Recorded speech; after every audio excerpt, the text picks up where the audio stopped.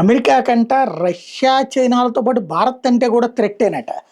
పాకిస్తాన్ కొమ్ము కాసేటటువంటి ఈ దేశానికి సంబంధించినటువంటి కీలకమైనటువంటి అంశం అదే.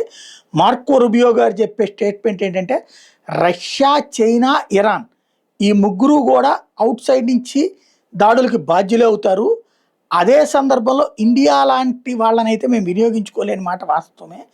కానీ ఈ ముగ్గురు కలిసి ప్రపంచపు భౌగోళిక స్వరూపం మార్చడానికి ప్రయత్నిస్తుంటే అమెరికా అడ్డుకుంటోంది.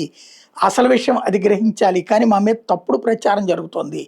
మేమైతే వీళ్ళ అంతు చూడడానికి వచ్చాం, చైనాకి సపోర్టింగ్గా కాదు, ఇండియాకి సపోర్టింగ్గా వచ్చామని చెప్పేటటువంటి ప్రయత్నం చేస్తోంది. అది అవునా కాదా అన్నటువంటిది వాళ్ళకి మాత్రమే తెలిసేటటువంటి విషయం, బయటికి రాకుండా చూసుకునేటటువంటి విషయం. కాబట్టి వాళ్ళకి చెప్పని కూడా చెప్పకపోవచ్చు. మరి కాసేపట్లో వాళ్ళని చంపేయమని ఎవరన్నా ఆర్డర్లు వేసినా ఆశ్చర్యపోనక్కర్లేదు.